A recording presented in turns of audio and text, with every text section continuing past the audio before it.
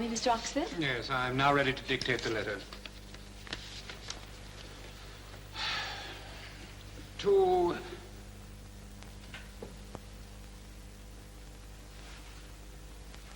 Mr. Priam Farll. Dear Mr. Farll, as you well know, it is one of the regrets of my life that I have never had the privilege of meeting you in person, although the Oxford galleries have had the honor of representing you here in England for some 10 years, full stop.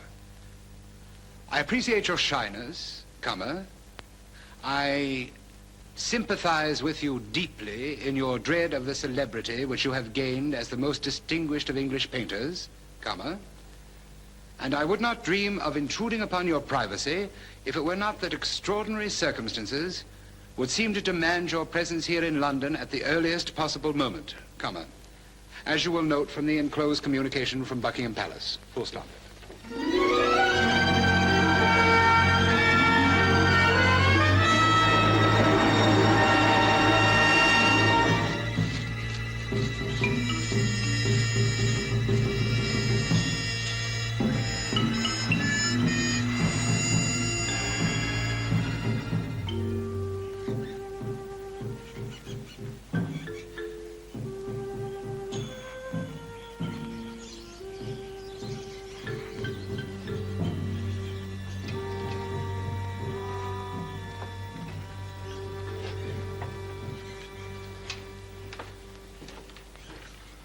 I take it as a matter of course that you've already read this.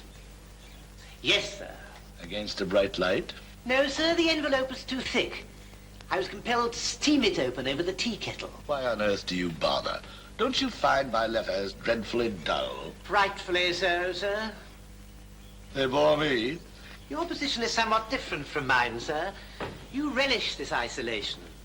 I am by nature a very sociable, even gregarious character. The existence in these suburbs of civilization with only yourself and a few anteaters for company is one that I've never been quite able to accept wholeheartedly. Oh, come now, Leek. Are you sure you've given it a fair chance? 25 years, sir. Next Tuesday afternoon at 27 minutes past 3. Not really. I had no idea. Asia, Africa, Australia, America. 25 years. 25 years of peace and solitude. And yet, Leek, under certain circumstances, I shouldn't mind seeing London again. That is fortunate, sir. If I were a complete nobody like you, or if all the art lovers of England could be exterminated overnight. As it happens, sir, the decision has already been made for you. The letter, sir, it says you're to come back to London immediately. Who says it this time? The King, sir. Oh, Leek, I'm afraid that's not for us, that world of teas and parties. Who did you say? The King, sir. Enclosed in this letter from Mr. Oxford is a communication from Buckingham Palace. You are to be knighted. That's impossible. I couldn't face such a thing. Which shall I lay out for the trip, sir? Your trousers or your knickerbocker?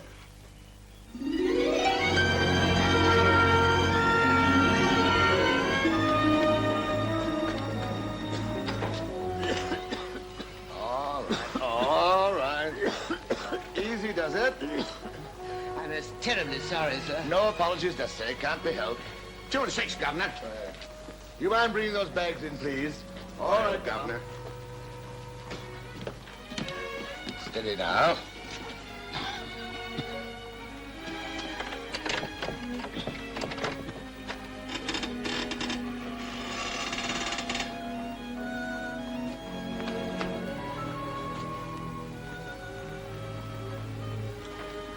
Should have left someone in charge, I suppose.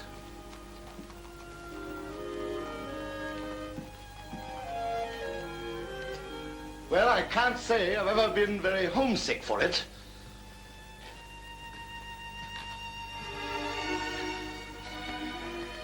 Would you be good enough to call a doctor, sir?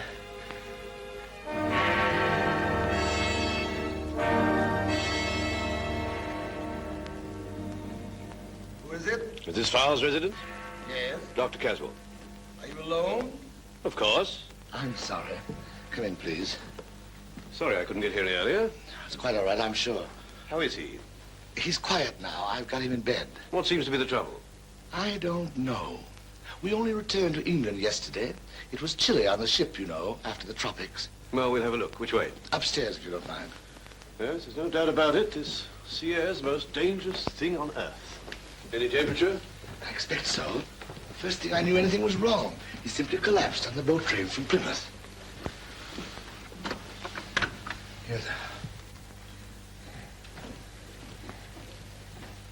Here's the doctor.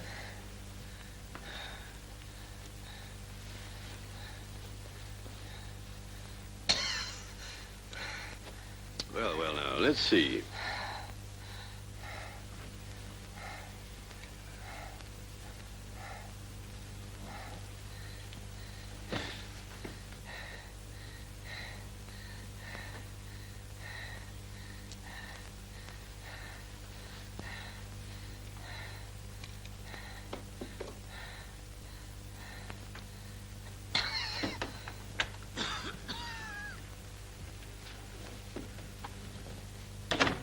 Quite badly off. Pneumonia.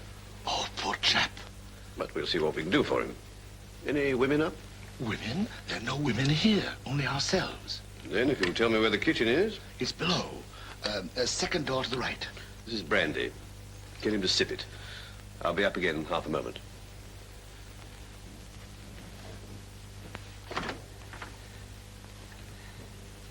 All right, old boy. Everything well in hand now. Hope so, sir, but I doubt it. Oh, nonsense. This chap's a perfect wizard.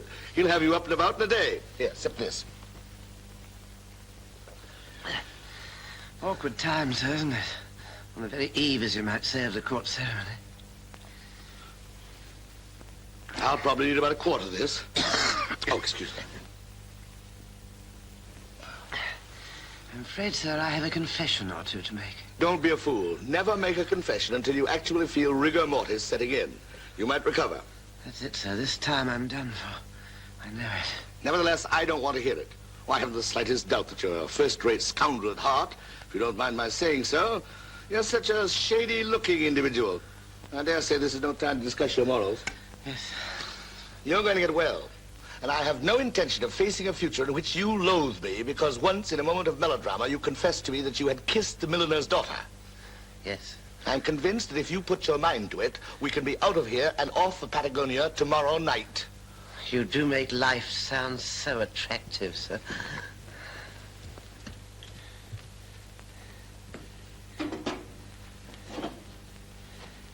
Get some blankets quickly. He will get well, won't he? I need him, you know. Stop asking idiotic questions. Do what I tell you. Yes, of course. Of course. Certainly.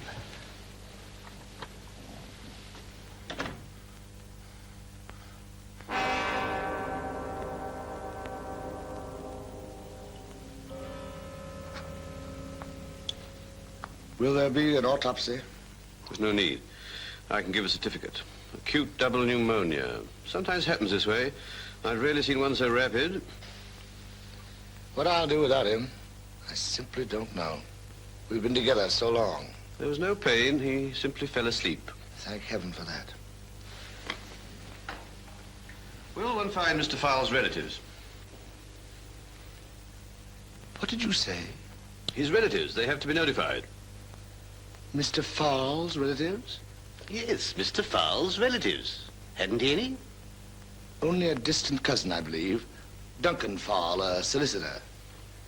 They hadn't seen each other since they were boys. Do you know his address? Temple Inn, sir. I take it you were Mr. Farll's valet.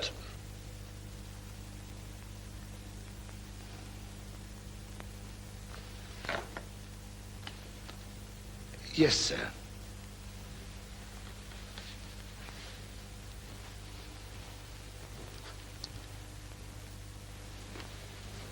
What was Mr. Farll's first name? Priam. P-R-I-A-M. Is that the Priam Farll, the painter, who was to be knighted tomorrow? It was today, sir. Oh, by Jove. My wife won't be half thrilled over this. She's passionately fond of art and all that rot. Is she indeed? Pity I couldn't have pulled him through. I'd have persuaded him to come to one of her teas. They'd have had a high old time together, gassing over that muck. I can well imagine, sir. Dotty, wasn't he? Dotty. Correct. Bit. On the contrary, sir, Priam Farll was universally regarded as one of the soundest men of this or any other generation. Oh, didn't I read somewhere where he ran away from England years ago to marry a Fiji witch or something? It is far more likely, sir, that he ran away from England years ago to escape your wife. Great Scott. Did he know her? I speak, of course, sir, in hyperbole. Oh. Oh, naturally. Naturally. No hard feelings, eh? None, sir. No. Well, I'll attend to the formalities, certificate, registrar, etc. Thank you. Yeah. Oh, this must be for you. Yeah. Thank you again. Oh, well, good day, eh? Good day, sir.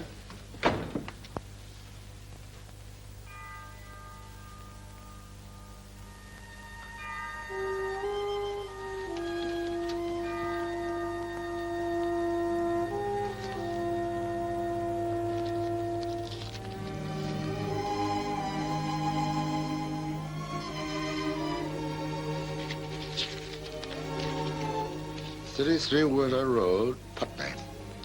Dear Mr. Leek, I think the photograph of you is most gentlemanly, so I enclose one of mine. I'm glad your gentleman has decided to come back from abroad, and I shall be pleased to meet you as you suggest. How about outside the Empire Music Hall, Saturday evening? In case the photo is too flattering, ha, shall wear red roses in my hat. Yours sincerely, Alice Chalice. P.S. I am a widow of 10 years standing. Over. P.P.S. There are always a lot of dark spots in the Empire. I have no doubt you will behave as a gentleman should. Excuse me, I merely mentioned it in case. A.C.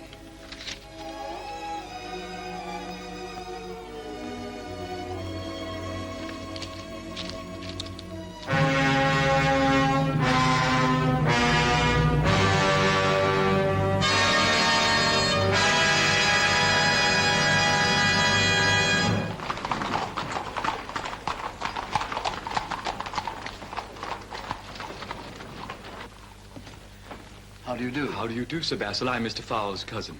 To the left, please. Thank you. How do you do? The left, please.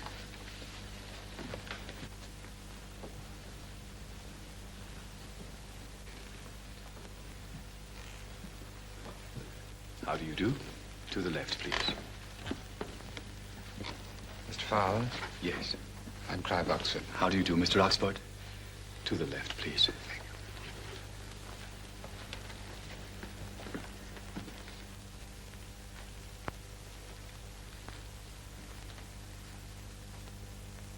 Just as I would have imagined him, with all the nobility of his work in those majestic features.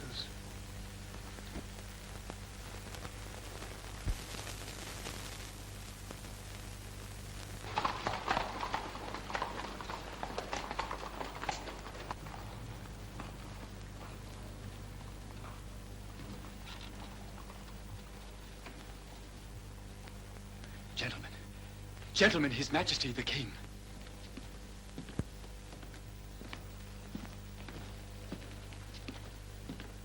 Your Majesty, may I present Mr. Duncan Farll, Mr. Priam Farll's cousin? Your Majesty. Please accept my deepest sympathy, Mr. Farll. Thank you, Your Majesty.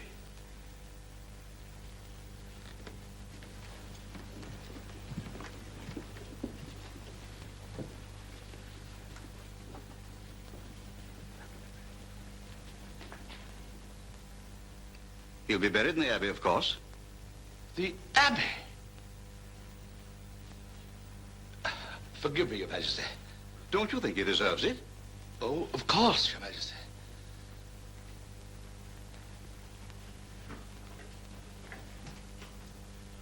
Leek in Westminster Abbey? Did you go through those bags? Yes, sir. Nothing but his own stuff. Very good. Now, in lieu of notice, I'm giving you a month's wages. It's no use. I can't go through with it. In addition, the will provides that the estate pay you £2 a week for life. An extremely handsome allowance.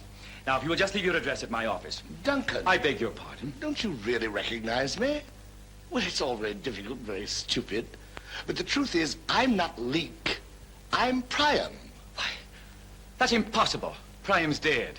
No, it's Leek that's dead. That's Leek in there. Don't you understand? You're burying the wrong man. But he's dead. We've got to bury him. We can't just leave him out, you know. But not in the Abbey. I am the one to be buried in the Abbey, not Leek. Me! Why, now, no need for excitement, old boy. Well, I realize it's not an easy situation to explain. Oh, why, nonsense. It's the most natural thing on earth for a man to want to be buried in Westminster Abbey. But after all, don't you think it would be better if you died first? You see, when Leek died, the doctor thought it was I who was dead. If you'll excuse me for just a second, please. We've got to get a policeman quickly. This man is unhinged. Policeman? Now, that's all right. Just be calm. Now, don't you touch him. Don't you dare. Why, you ruddy fool. Run, Herbert, run. I'll sell my life dearly, I warn you. Police! Police! Police! Police! Police! Police! Police! Police! Help! Police! What's the matter? That man with the white beard. He's absolutely insane. Stop that man, somebody! Wait, cabby! Quickly, please. Drive on. Stop, cabby! Police! Excuse me, sir, but where did you want to go? Anywhere, it doesn't matter. Would you mind repeating that, sir? I'm a bit hard of hearing. Thank heaven for that. Very good, sir. Thank you, sir.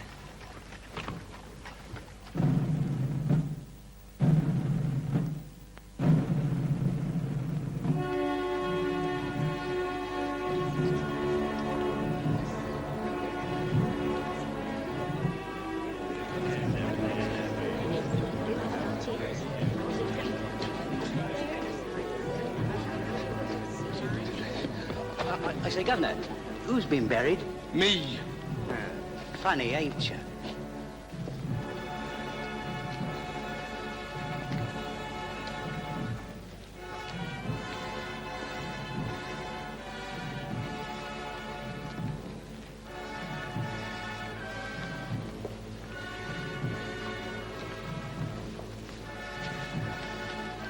Have you a card? No, but I'm a member of Mr. Farll's household. Sorry, you can't pass without a card. Stand back, please. Step back, please. You don't understand.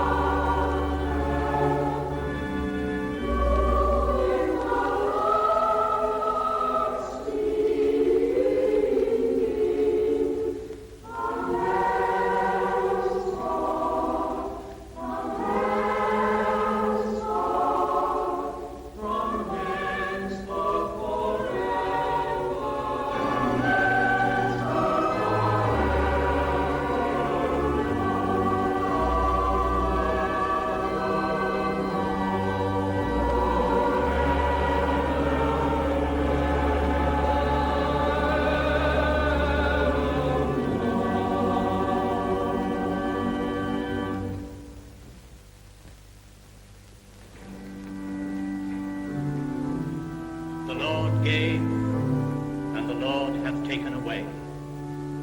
Blessed be the name of the Lord. A man whose gentle spirit, whose understanding heart, whose warm, tender human sympathy lingers like a soft glow in the memory of those who loved him, whose work reflects the beauty and the glory of that great tormented soul, whose parting Get him out of here. and a void of pain. And What are you doing? I don't want to. Stand up to me, Harbour. Get him out of here. But this is all for me, don't you understand?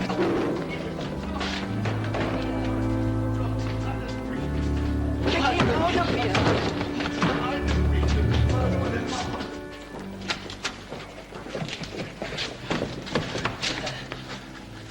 Where's my hat? I want my hat. Oh, no, you don't. Now, what's all this about? Well, I was simply trying to get my hat. His hat, he says. He was up in the organ loft, howling like an hound right in the middle of the service. How he got there, nobody knows. Howling in the Abbey, eh? Now, what about that, my man? Well, I'm very sorry. Well, he's drunk, if you ask me. Well, nobody asked you. All right, then. Let's have a smell of your breath. I am not drunk, but I haven't the slightest intention of permitting you to smell my breath. What's going on here? Howling like an hound in the organ loft, sir. Drunk and disorderly in the Abbey during service. I am not drunk, I tell you. What's your name? My name? You have one, haven't you? No. At least not one that I care to give at the moment. All right, then. Let's go along quietly. Well, I've broken no law. In that case, no harm will come to you. Now, just be easy. Good morning, Mr. Leek. You'll pardon me, madam. Is the service over? Stand aside, please. This man is... I'm speaking to Mr. Leek, if you don't mind. This man was drunk and disorderly in the Abbey during the service. He How was up to the... silly. Mr. Leek doesn't drink. He was simply overcome, I expect, and no wonder with such a loss. Thank you, madam. And what loss was that, if I may ask? My goodness, don't tell me you don't know who he is. Well, who is he? Mr. Farrell's valet. For 25 years with Mr. Farrell, literally depending upon him for every thought and wish. For 25 years, Mr. Farrell never made a move, never a decision, never had a thought without first talking it over with Mr. Leek. But he had no ticket. Then more shame on them after the best years of his life, giving every satisfaction. And what is his reward? No ticket. But why didn't you tell me, sir? I'm very sorry. Mr. Leek is a very shy man. He's not accustomed to policemen. I should think not. Well, I'm very sorry, sir. There was no harm meant. Would you like us to take you back to the organ loft? No, sir, no, thank you. Well, that's quite all right, sir. You go right along with the lady. Thank you, Sergeant. Not at all.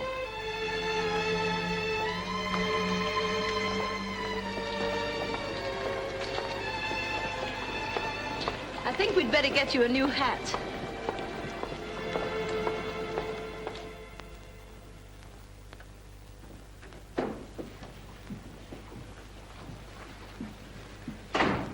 Good day, sir. I'd like a hat. A bowler. Very good, sir. What size? A 7.5. Very good, sir. Oh, dear. Now, May I ask? ooh, 2 moles. That's very lucky, you know. Is it? Didn't you ever notice them? Of course. As a small boy, my view was not impeded by a beard. Here you are, sir. Allow me, sir.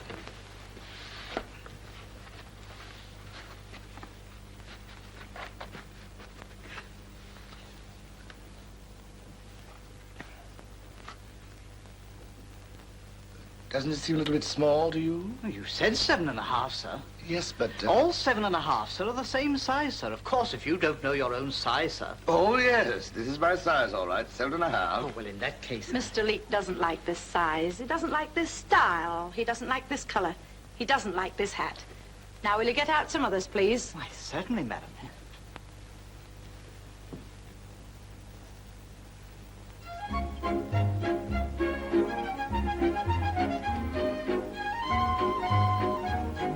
French, isn't it? Yes. What is that? That, madam, is the name of the selection the orchestra is playing. Well, not much nourishment in that. Will you order for me? Anything at all? The hors d'oeuvre. Waiter. He'll be back. I suppose so. I saw those prices. Did you? Are you sure you can afford it? Oh, yes, of course. Did they give you your month? My month? You were entitled to it, you know, no matter what happened. Oh, yes. I was provided for in the will. It doesn't matter. I simply don't want it to be extravagant for my sake. There's no call for it. I'm just as I am, just as you see me now. And no amount of foolish spending would affect me one way or the other. You understand, don't you? Oh, yes, certainly. Would you be good enough now to tell me how you recognized me?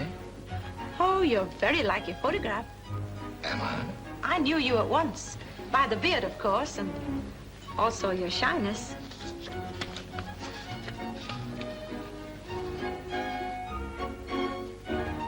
It's very good, don't you think?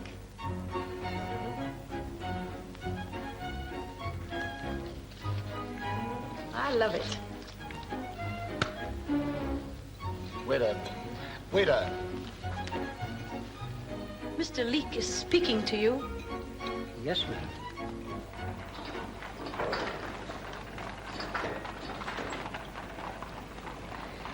Such prices are scandalous. When you think that in Putney a good housekeeper can keep everything going on 10 shillings a head a week.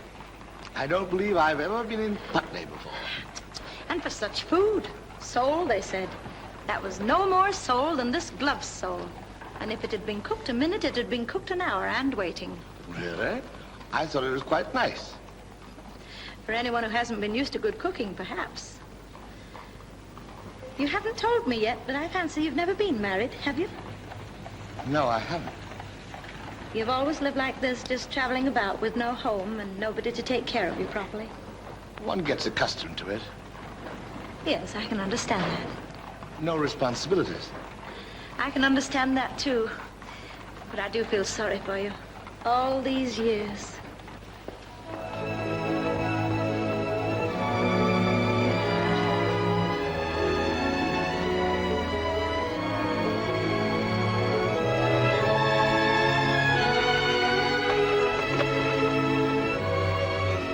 It won't take a moment. The tea things are all ready. Thank you.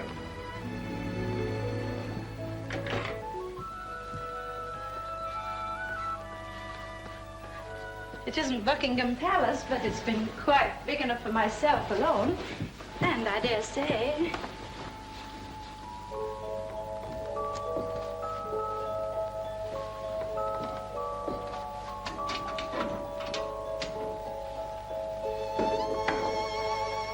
Sit down, won't you?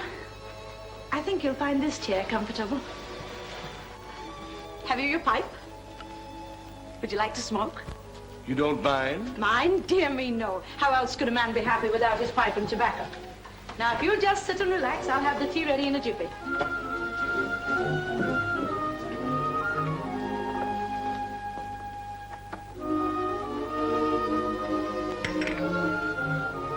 Truth of the matter is, Priam Farll was not a happy man.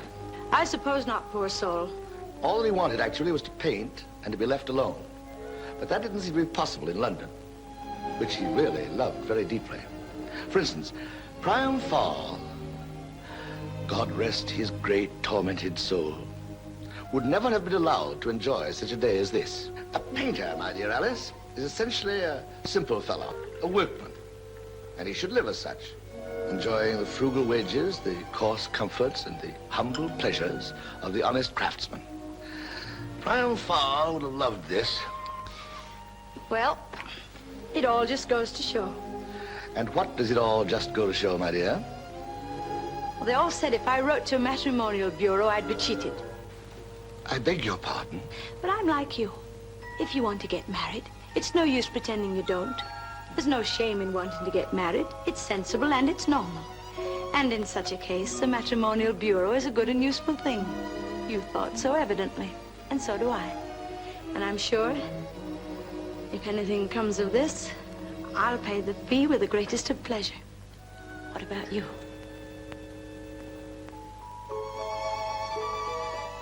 With the greatest of pleasure.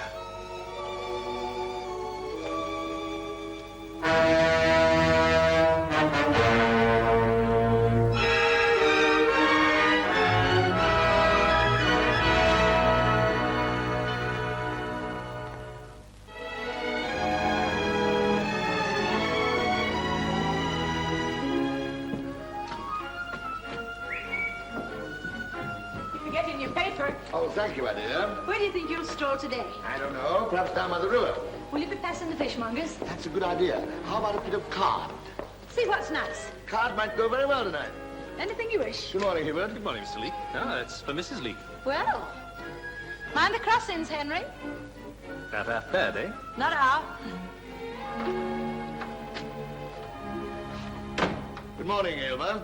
Good morning, Mr. Leek. An ounce of the usual, if you please, and my impedimenta, if it's not too much trouble. The impedimenta, eh? Mr. Leek draws, but he doesn't want the missus to know anything about it, so he always leaves his things here. That's right. Tell him nothing. It's not that exactly. It's simply, well, certain explanations, you know. Tell him nothing. That's my motto. Oh, there's no harm in a bit of drawing, as long as it's held under control. Do you know where the danger comes in, Mr. Leek? Danger in drawing? It comes in this way. A man starts to draw. First he draws a tree, or an ocean, or something else, dead. Then he goes past the dead stuff, and what does he draw? He draws a dog, or a cat, or an horse. But that's not the end. The next thing you know, he wants to draw a woman. Ah. First with her clothes on, and then... I see. Well, thank you very much. Just be on your guard, that's all, sir.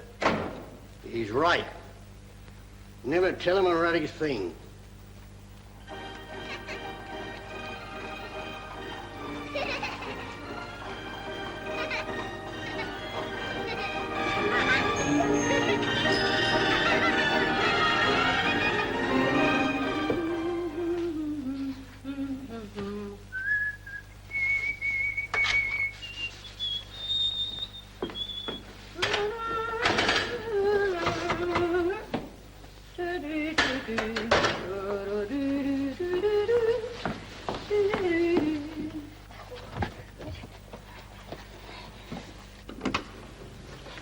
Yes?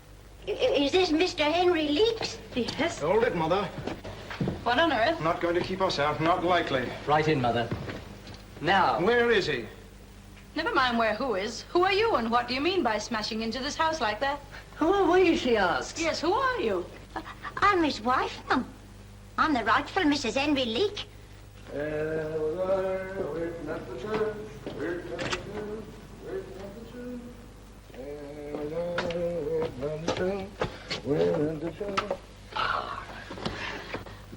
My dear. Did you have a nice stroll? Excellent, excellent. Did you get the fish? Oh, yes, a very nice piece. We have visitors, Henry. Visitors? We? Old friends, they say.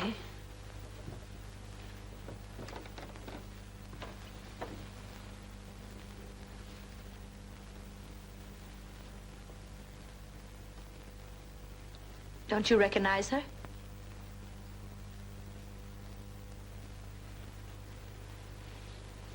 Henry, I'm afraid you have the advantage, madam. 30 years does change a person's appearance. What is this? You two talk it over while I get another cup. No, no, no, you stay here. I'll be right back. Never mind that, you stay here with me. Of course, dear. Sit down, everybody. I'm not so sure I care to sit down with Father. Father! Sit.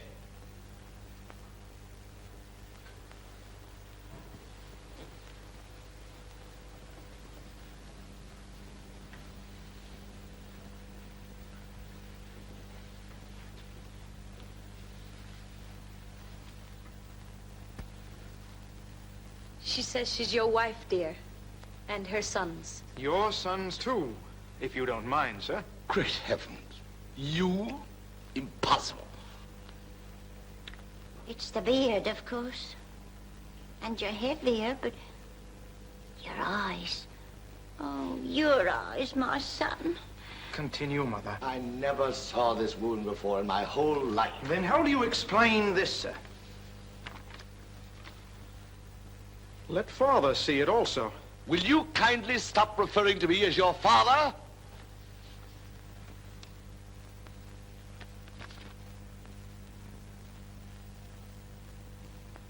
This means nothing whatever to me. I suppose you will not deny that your name is Henry Leek. I deny everything. No matter what you say, I deny it. Is that clear? Are you sure you recognize my husband? Well, I can't say I recognize him as he was, no more than he recognizes me after 30 years. He was only 22 or 3 when I saw him last, and clean-shaven at that. But he's the same sort of man. And his eyes, oh, they're the same. Madam, will you kindly examine my nose? Presumably, you should recognize it. Do you? Go on, look closely. Do you? Well, I can't say as I remember it being so bony. Can a man change his nose? A nose might change with the years. All flesh is grass.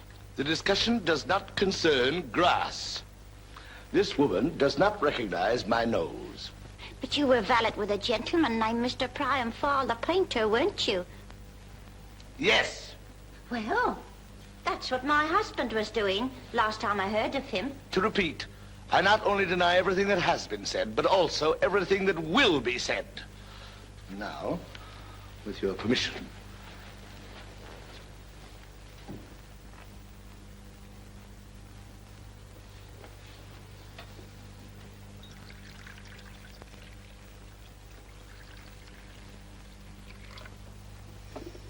Will you?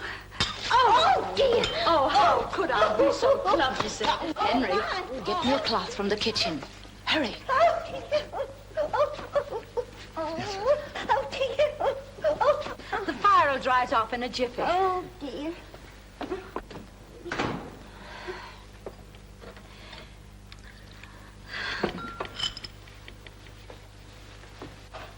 Tea? Yes, How many sugars? 2 sugars. I say, isn't he coming back? Who? Father. I shouldn't think so. I imagine he's gone for a stroll. He usually does after tea. But that's quite strange in the very midst of the discussion. He's rather a peculiar man.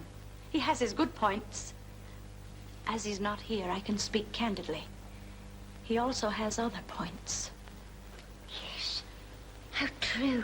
Sit down, won't you? When you spoke of his cruelty, I understand. Far be it from me to say a word against him. He's often very kind to me, but there's no denying. You mean that once he twisted my arm terribly. And one morning he snatched a hot iron out of my hand and... Don't, please. I know all that you can tell me. I know because I've been through. He threatened you with a hot iron, too? If threatening were only all. Then he's not changed in all these years. You know, sometimes I don't think he's quite right in the head. I seldom get up in the morning without thinking, well, perhaps today he'll have to be taken off. Taken off? To the asylum. Oh. I'm sorry for you, too. What do you mean? You're his sons. It's the same blood. I should watch myself very closely if I were you.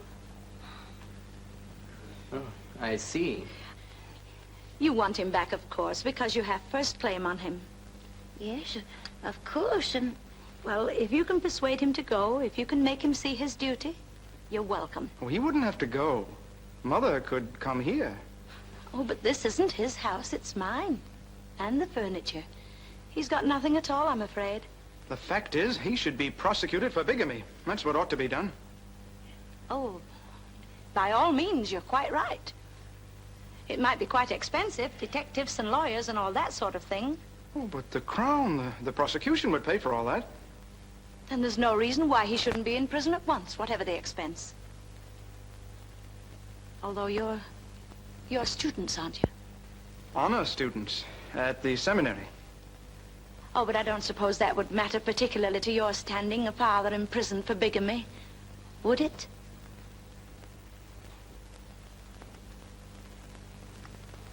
Let's clear out of here.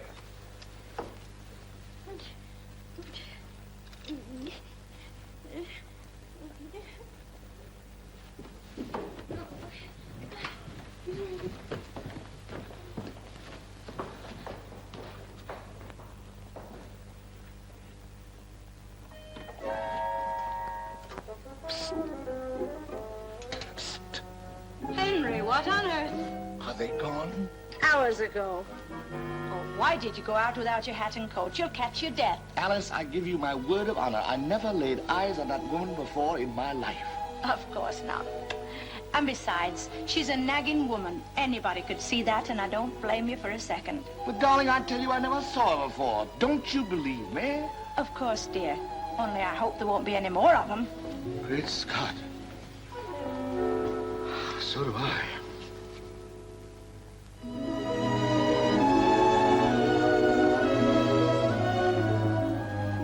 More trouble in Ireland. You ask my opinion, the Irish are a bit difficult to get along with. Ever since I was a small boy, without one hair on my face, I have been reading about more trouble in Ireland. I'm an old man, broken down with sin and a petrified liver. Oh, we should take a look at this, Henry. It came this morning, and it's business, and of course I can't be bothered with that sort of thing in the morning. Did you put sugar in my coffee? Yes, you forgot to stir it. Holy Brewery Company, eh? That's where I have my money. Dear shareholder, owing to a lamentable temperance wave which has been sweeping the country, the Board of Governors of Cahoon's Brewery Company Limited decided at its annual meeting yesterday not to declare its customary dividend on ordinary shares. Respectfully yours, H.Y. Walker, Chairman. What are they up to now? Well, what it means in ordinary words is they're not declaring a dividend this year. Oh, but Henry, that's quite out of the question. I have to have my dividend, and by May, too. That's what it says, anyway. Henry, this is terrible. Now, how on earth could a brewery have financial trouble? Look at the beer that people drink, buckets of it. Well, I myself must have put away several 100,000 gallons of it. That's what Father used to say. Put your faith in an Englishman's thirst. It is gold in the bank, he said. Everything we had was in brewery shares. Well, after all, there's still my £2 a week. Bless your heart, darling. I need more than that. It's the payment on the house, and it's due in May. But I'm simply not going to worry about it now. I've no patience with worrying.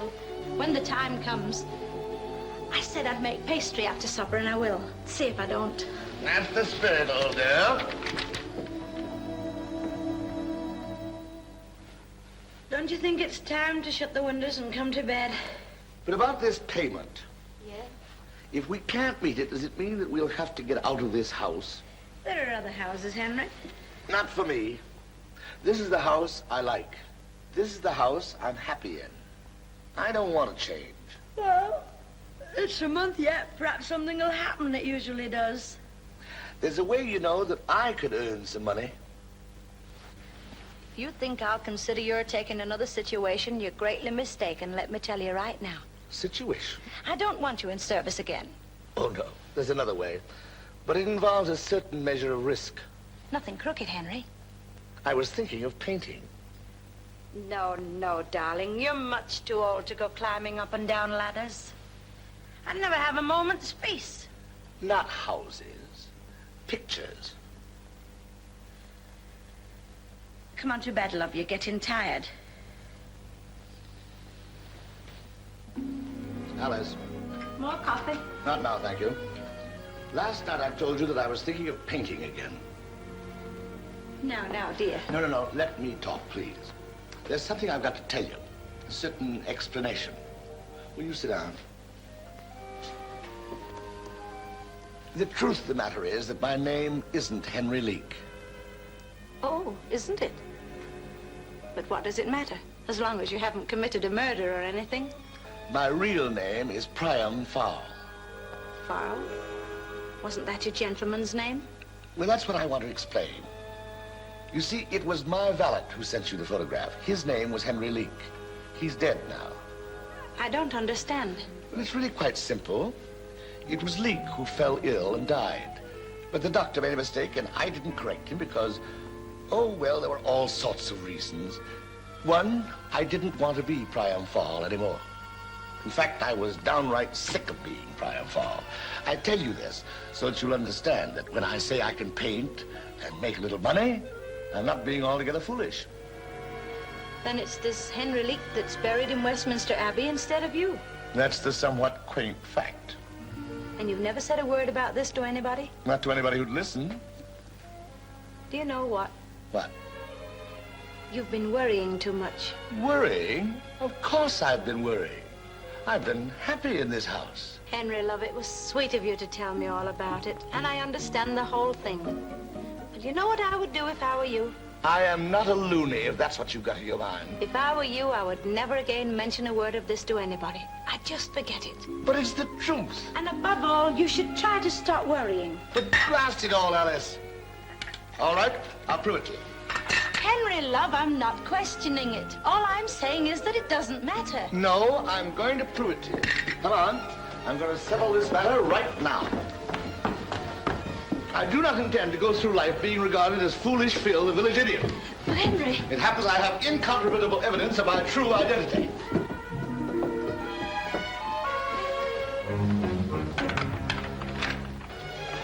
If you'll come into the attic.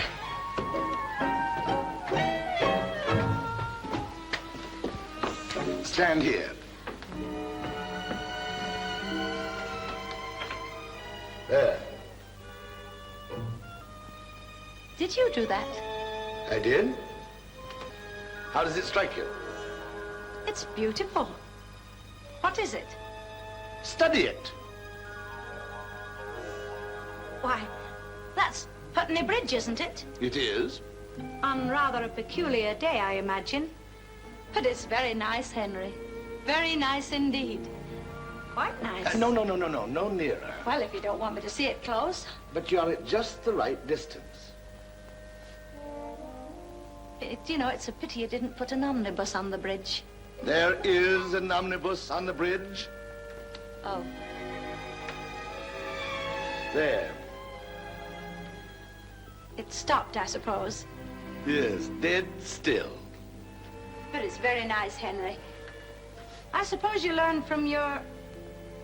Isn't that the Elk public house down in the corner? It is. I thought I recognized it, and a very good likeness, too. Would it surprise you to know that that canvas is worth, at the very least, £800? Yes. To say nothing of the rumpus in Bond Street, if it became known that Priam Farll was painting in a Putney attic instead of rotting in Westminster Abbey. What a row that'd be. Henry, love, don't you realize that you can get real pictures of lakes and even mountains by real artists for £2 apiece at the frame makers? £2? Dash it, Alice, I've got £1,500 for things not nearly as good as that. Darling, I don't want you worrying like this. We'll get the money some way. Please don't worry. Listen, Alice. But no matter what happens, I'll always take care of you. No matter what.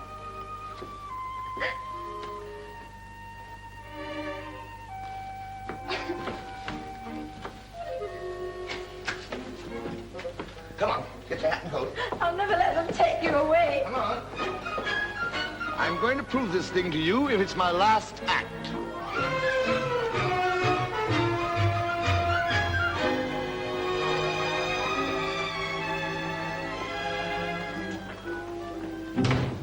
Good day, sir. Good day, ma'am. Good day. I have a painting here. I want you to tell me what you think of it. Well, I could hardly claim to be an expert, sir. Well, you're familiar with pictures, aren't you? Yes, sir, but,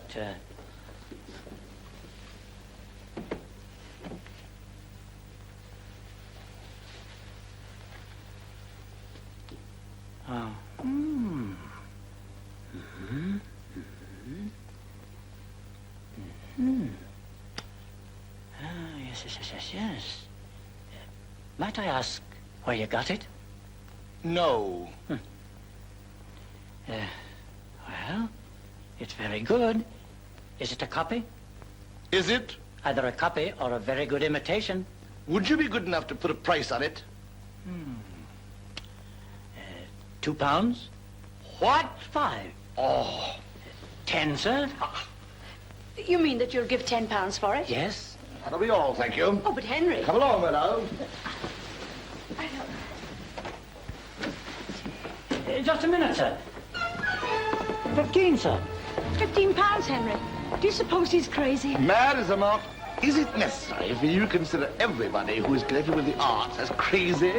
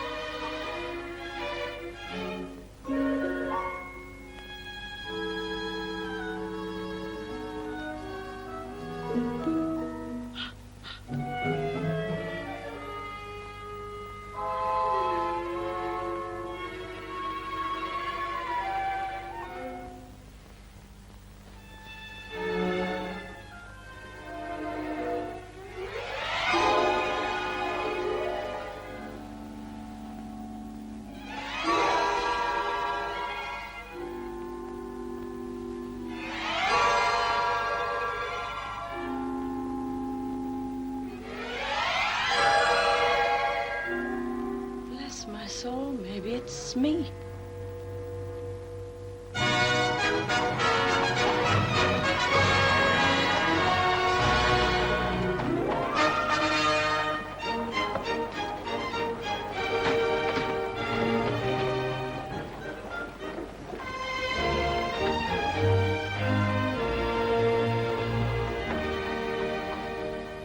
Lady Vale, sir.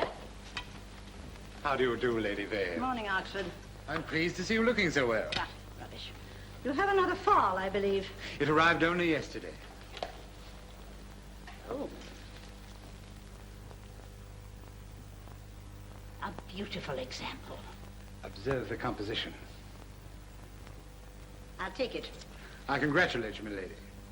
How much? Would you say that £2,500 was unreasonable? I would, but I'll pay it. That's it.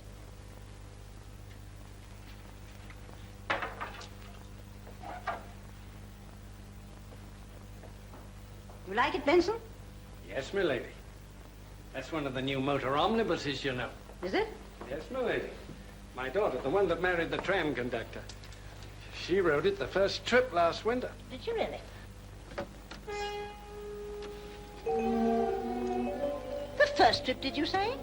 Last New Year's Day, my lady. My daughter rode it all the way to Putney. Surely you must be mistaken, Benson. Mistaken, my lady? This last New Year's Day? January 1st, 1908.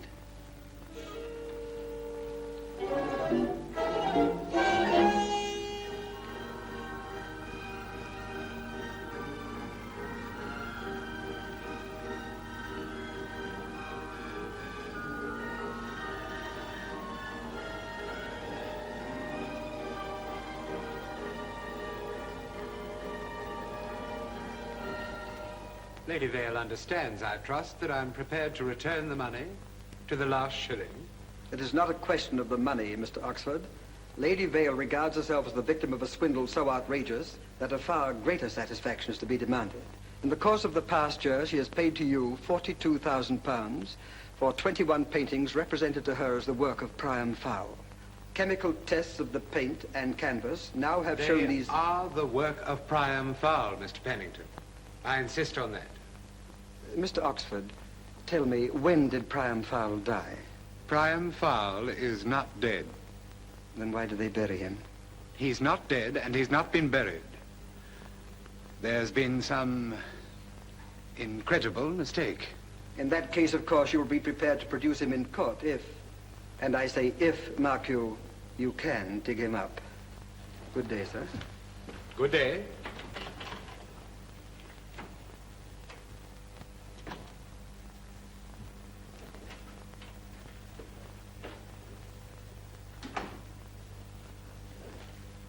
Ah, Mr. Oxford, how do you do? Mr. Stawley, I'm afraid I must insist upon further information regarding the paintings you've been bringing to me. All I know is that it's been Mrs. Leek who's brought the paintings to me. And apparently she doesn't want her husband to know about them. Henry, Yeah? there's a gentleman for you at the front door. What? Have I the pleasure of addressing Mr. Henry Leek? Yes? Oh, allow me. My card.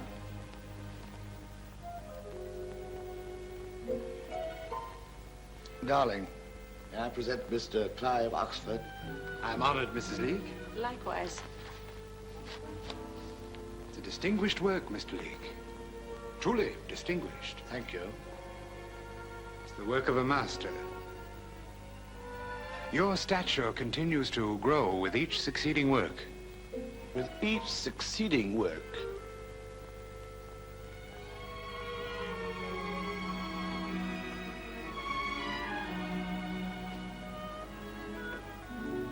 I will give you £2,000 for it.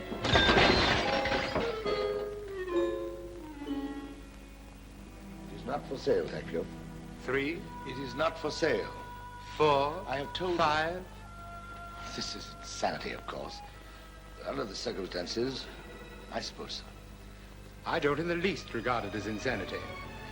Do you suppose I might have a pen? Thank you.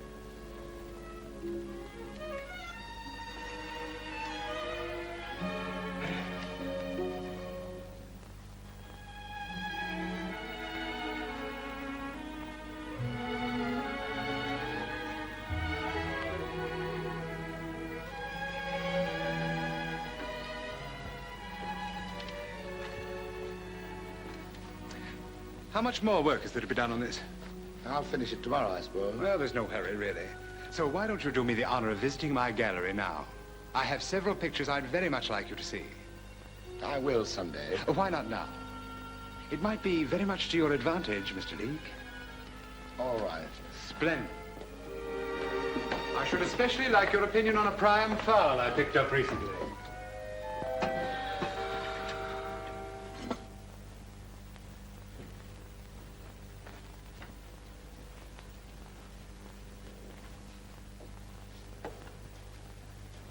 And there, in my humble opinion, is one of the finest Farls in existence. What do you think? It may be.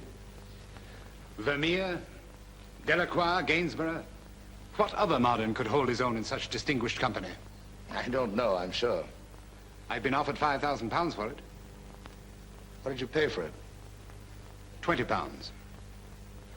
Come into my office and I'll explain to you my rather peculiar difficulties. Oh, I shouldn't like to bore you, of course. On the contrary, I assure you.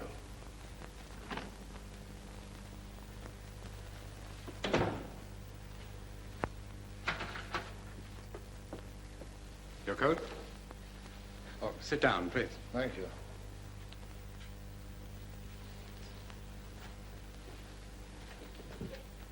Cigar? Thank you.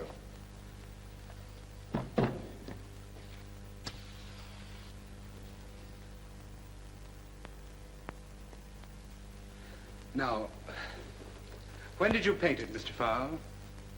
You are insane. No, I don't think so. Possibly I should be with the trouble that faces me, but I'm not. Trouble? About a year ago, a man named Storley, a frame maker from Putney, came to me with a picture which I at once recognized as the work of Priam Farll. Was it signed? Yes. Oh, but not with a name, if that's what you mean. To me, to any connoisseur, Priam Farll could not put a brush to canvas without signing it indelibly with his genius. So, of course, I bought it for £20. And how much did you get for it? Under the circumstances, I have no objection to telling you. I got £2,000 for it. Altogether, I bought some 30-odd Farls from the man, for which I received a total of some £60,000. Art, I see, is a very profitable business for the dealer.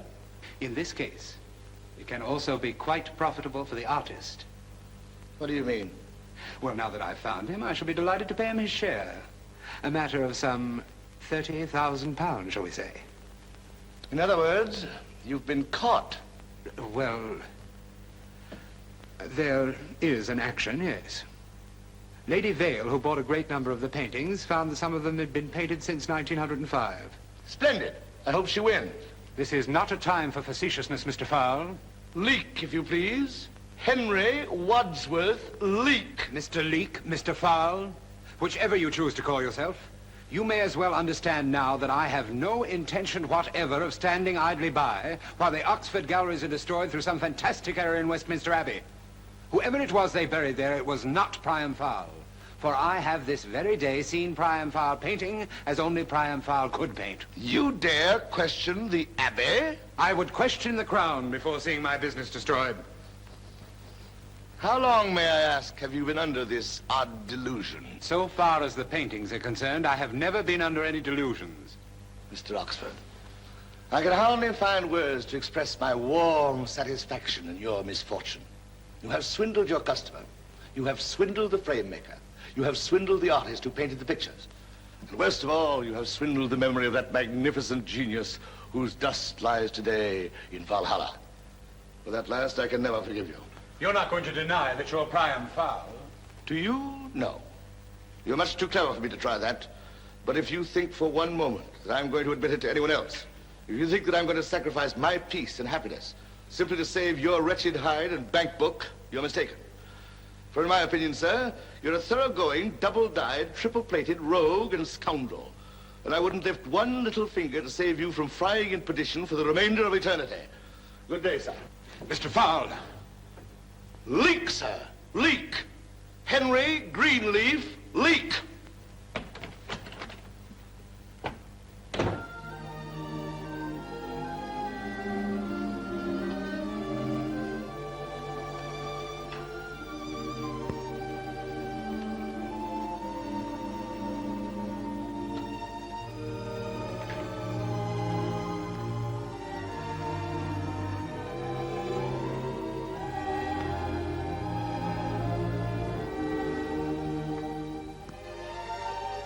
I'm very sorry, Priam. You thought that I was daft, didn't you? I thought you weren't quite well. I shouldn't have done it, I suppose. But there were those pictures, 15 pounds apiece, and you did nothing with them. Just finished them, threw them in cupboards, and never looked at them again. I never thought of it. I didn't want you worrying about money. You're a dear girl. What's going to become of it? Nothing. He's going to be sued, and in all probability, he will go to prison, I hope. But I told him flatly I'd have nothing to do with it. Do you realize he was making 10,000% profit on my work? 10,000%. By George, I had no idea percentages ran that high. I should have known. You've always been so much the gentleman. So useless. I wouldn't throw a pot of tea on him if he were on fire at my feet.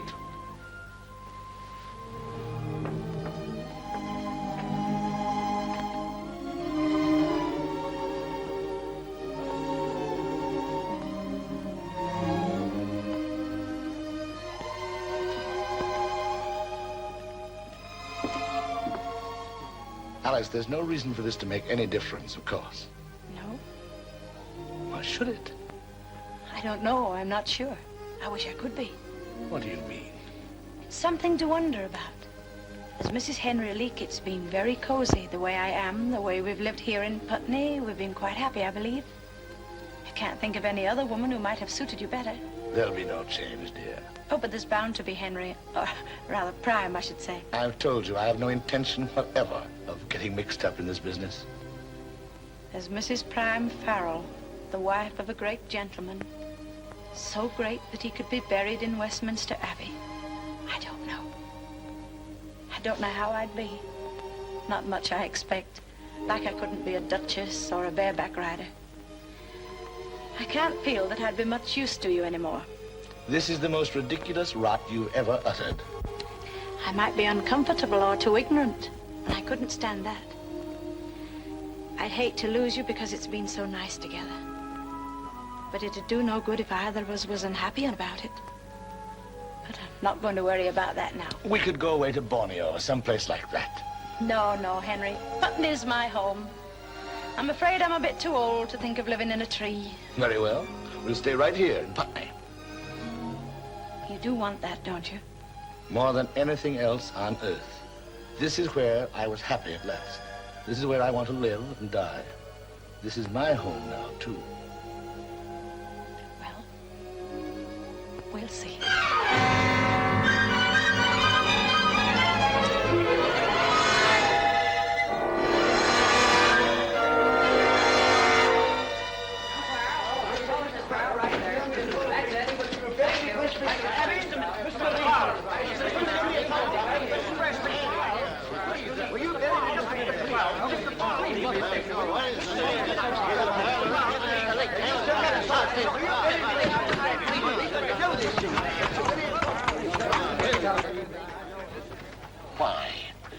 Why?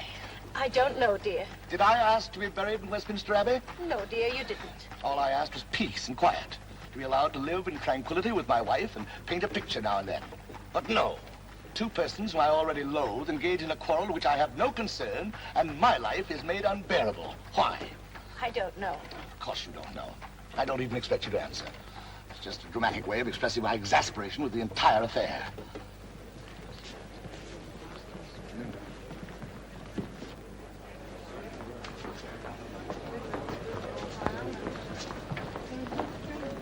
You are the fellow, aren't you? Mr. Farll, to you. Good morning, Mr. Farll. Leek, to you. You must be polite, Henry.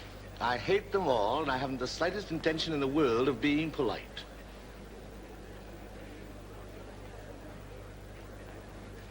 May it please your lordship, and gentlemen of the jury, this is an action brought by Lady Vale to recover the sum of £42,000 paid by her to Mr. Clive Oxford for 21 paintings fraudulently represented to her as the work of the late Priam Farll, whose remains lie today in the hallowed halls of Westminster Abbey.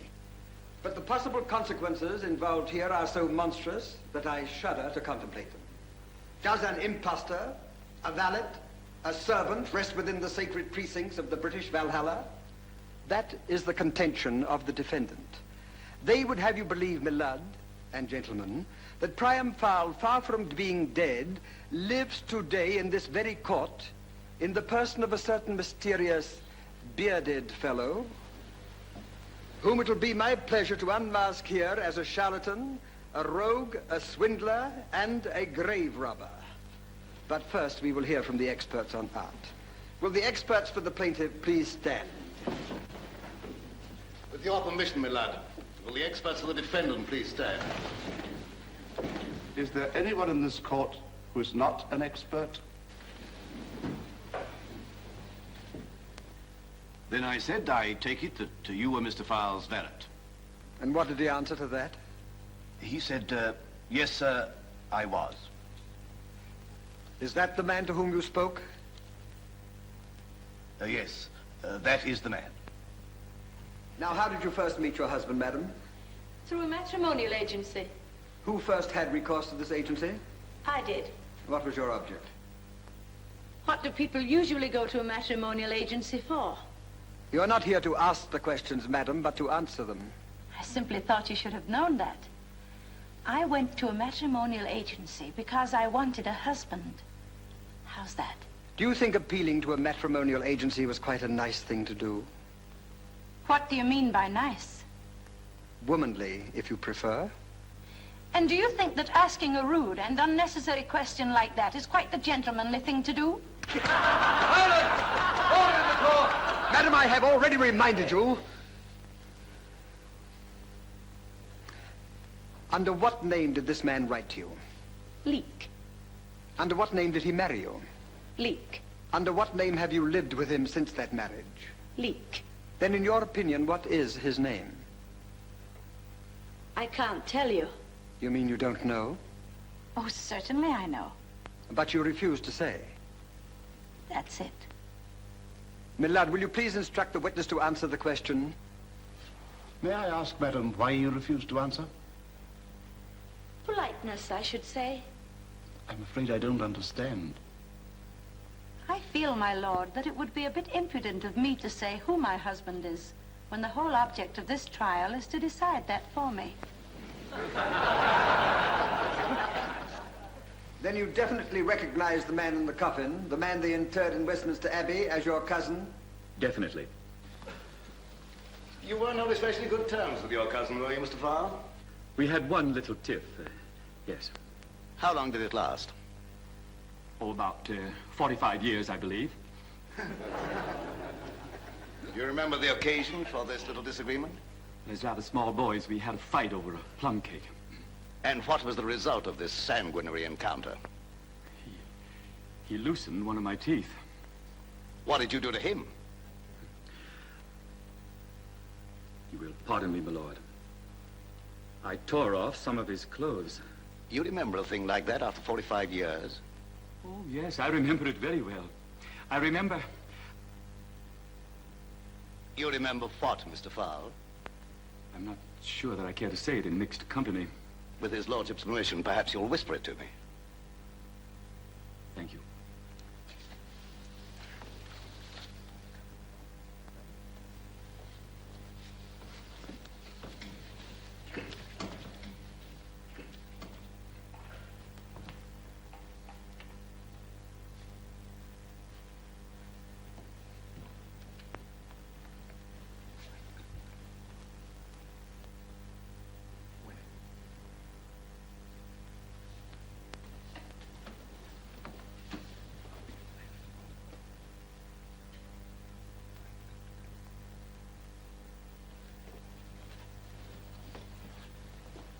Where were these moles? Right here, two of them. On the left collarbone.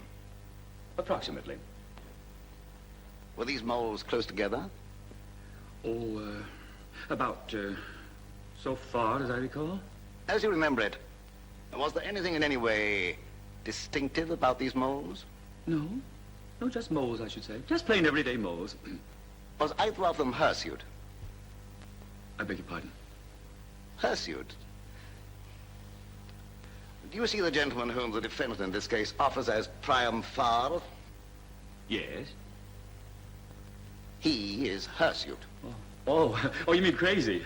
No, hairy. Hirsute means hairy. Was either of these moles hairy? Oh, no. No. These moles were, quite clean-shaven.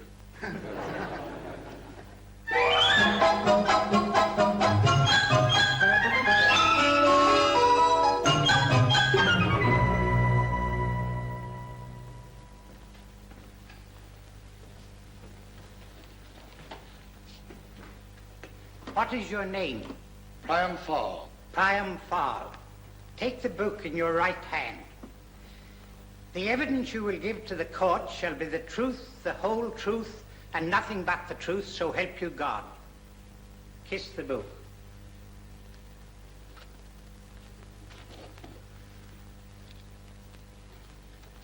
Will you give the court your name? Priam Farll. Are you sure it isn't Henry Leek? Very well. It's Henry Leek. But which is it? Either. Well, what are you known as? Both. Mr. Leek. Farll is the correct name, my lord. Oh, very well, Mr. Farll. Aren't you interested in a just and equitable solution of this action? I can't honestly say that I am, my lord. But you're under oath. I realize that, my lord. And if I so much as hinted that I cared tuppence what happened to either of these miserable money changers, I should be guilty of the most outrageous perjury. Henry. Very well, my dear. You may continue if you wish. Now, Mr. Duncan Farll has testified that as a small boy he fought with his cousin Priam. You would, of course, remember that. I fought with him many times and defeated him on each and every occasion. During one of these battles, he observed that Mr. Priam Farll had 2 small moles on his body. Have you any such moles, Mr. Leek? I have. You have? I have. Where? Here. Go on. Ask him. Then, of course, you will be good enough to show your moles to the court. No, I will not. What? I said, no, I will not. You have 2 such moles, but you refuse to show them? Precisely. You understand, of course, that the jury will draw its own conclusions from such a statement? Naturally. Now, perhaps you prefer to show them just to Mr. Pennington and myself. No, I would not prefer to do that either.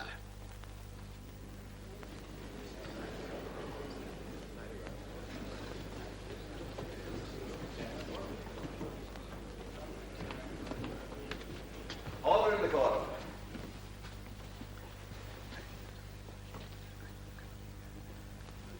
Mr. Farll, don't you think just the 4 of us might retire to my private room? No, my lord, but thank you. Couldn't you let your collar down just a bit? Not an inch. Might I ask the reason for your obstinate attitude? Because, my lord, I have testified under oath that my body is afflicted with the moles as described. That, I believe, should be sufficient, since no sane man would claim moles if he didn't have them. But under the circumstances... I'm sorry, my lord, but I believe that I'm well within my legal rights in protesting any further effort on the part of this court to compel me to disrobe either in part or in whole. The court promises you every consideration for your private sensibilities. Pardon me, my lord. It happens in this particular instance that the moles are situated in a relatively decorous precinct of my anatomy.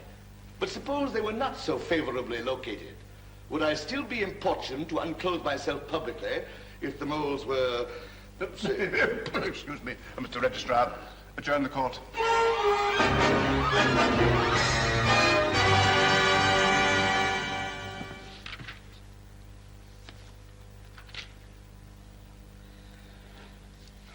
afraid he's right.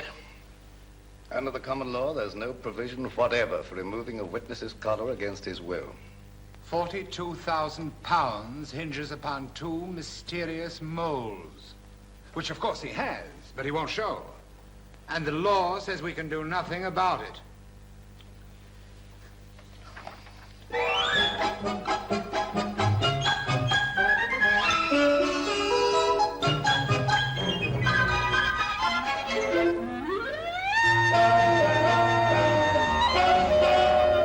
It's no use, you know. What can they do? They'll call you back to the stand and simply ask you if I've got the moles. And if I tell them? The case is over. It's goodbye to Putney. It's goodbye to peace and quiet and happiness. It's goodbye to everything.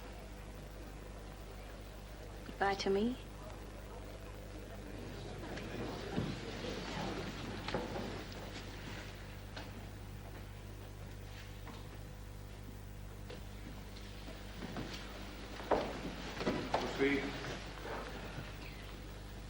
Will Mrs. Henry Leek step into the witness box? The name is Farll, if you don't mind. Not you, madam. The first Mrs. Leek, if you don't mind.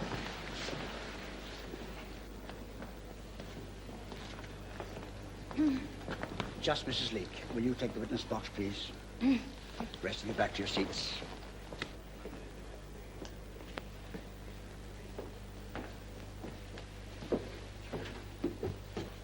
What is your name? Mrs. Henry Leek. Mrs. Henry Leek. Take the book in your right hand. The evidence you will give to the court shall be the truth, the whole truth, and nothing but the truth, so help you God. Kiss the book.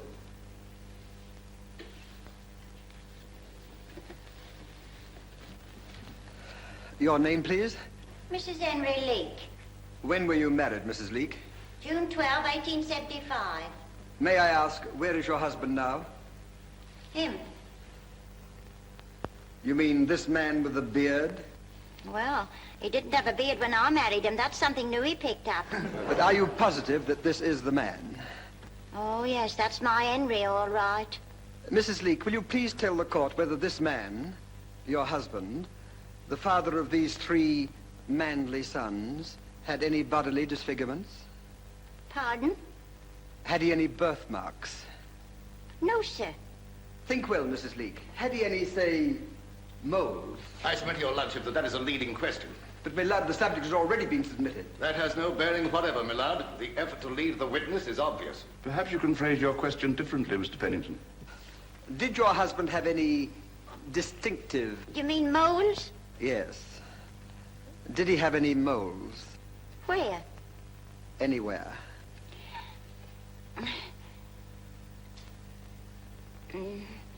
No, sir. None at all, is that right? No, sir, not one. Mr. Henry Leek's skin was as smooth as velvet.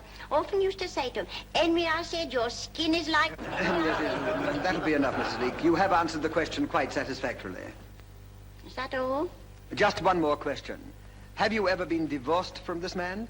No, sir. Then legally, he is still your husband. Yes, sir. Just a moment, Mrs. Leek. Alice, if you've anything to say, Mrs. Farr, will you step into the witness box, please? Don't go, Mrs. Leek. You have some additional testimony to give, Mrs. Farr? Yes. Priam, come here.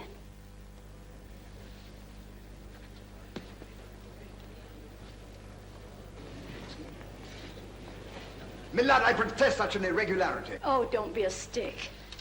Now, wait, Alice. Hold still, dear. He's very shy, you know.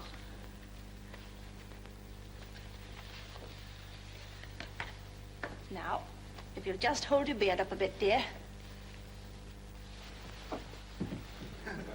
Can you see Mrs. Leek? Smooth as velvet, eh? Are they real?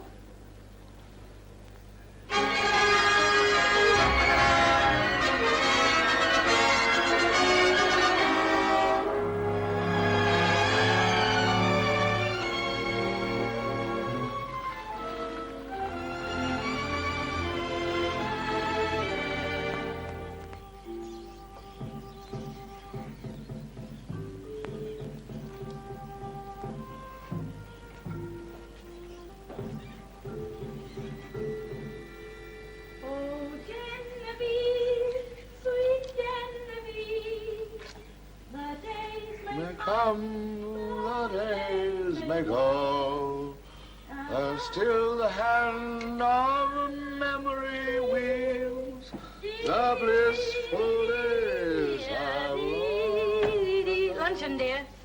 Ah, another moment too soon. How's it going? Oh, well enough.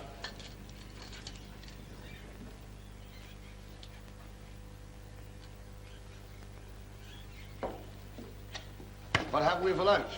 Kangaroo chops with crocodile sauce. Excellent, excellent, my dear.